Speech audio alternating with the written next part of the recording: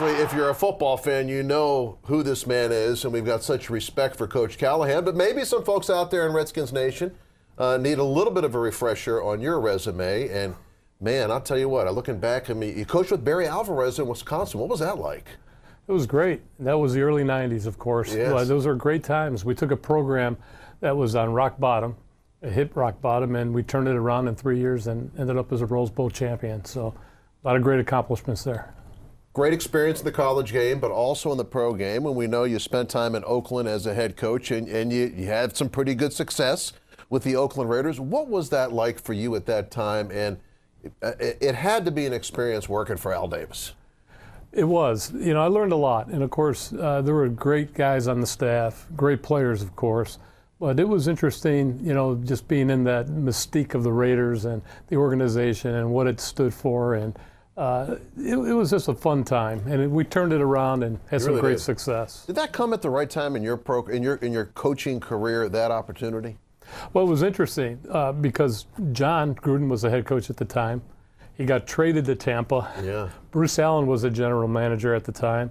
So I got elevated, you know, when John left. So it was an interesting dynamic and not one that I really wanted to have played out.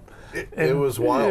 It was crazy. It was crazy, but it was fun. And so you've had a couple stops along the way, and of course most recently with the Dallas Cowboys. Now, obviously, we got you in the right gear here.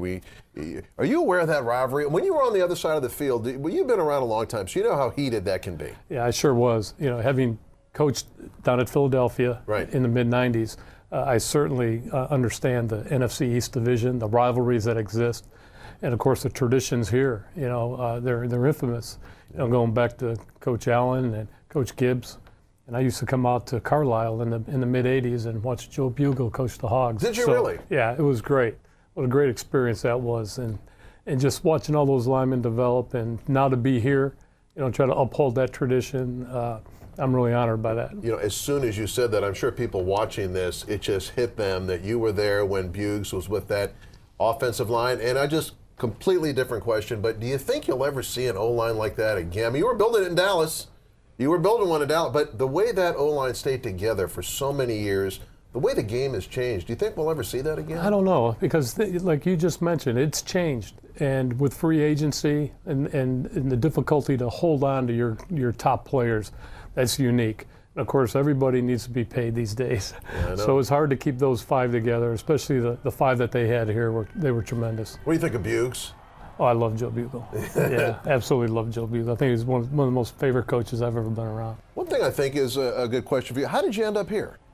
Well, it's an interesting story because there's so many good friends on staff, and to be reunited with the people around me, I can't even tell you what it means.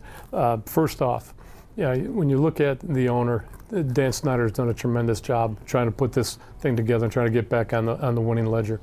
Number two, Bruce Allen was my general manager in Oakland, and I'm indebted to him for all the things he did for me.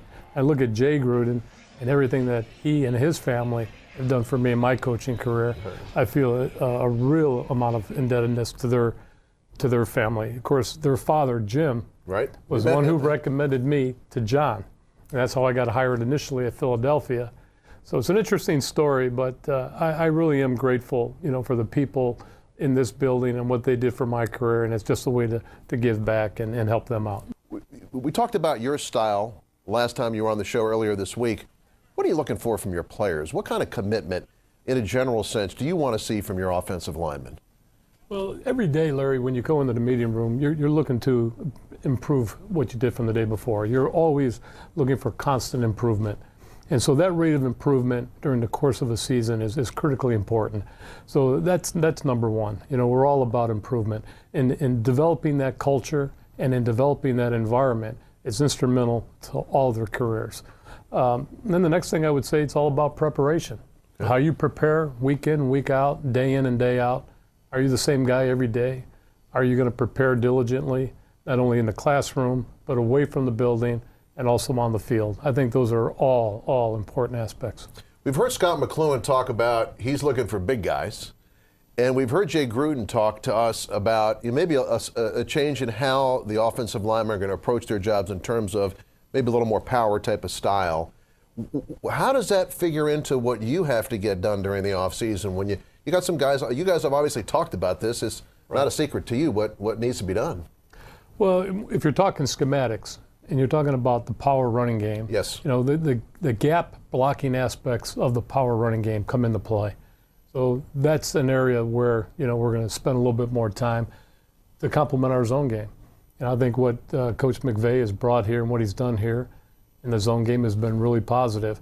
And we're just trying to augment that with everything we're doing with the gap game and some of the things that we're going to evolve to as we move on. So you will not dispatch the zone blocking scheme. You will add to it with your schemes. No question. And I think across the league, when you talk about the power running game, the zone game fits into that realm. So you have to have the ability to run the tight zone game, which is a little bit more north and south. And then you have the wide zone game, which is a little bit more of the old Denver Broncos spectrum of running a little bit more off tackle and outside. I love doing this. I love talking like this. I hope the fans like it too.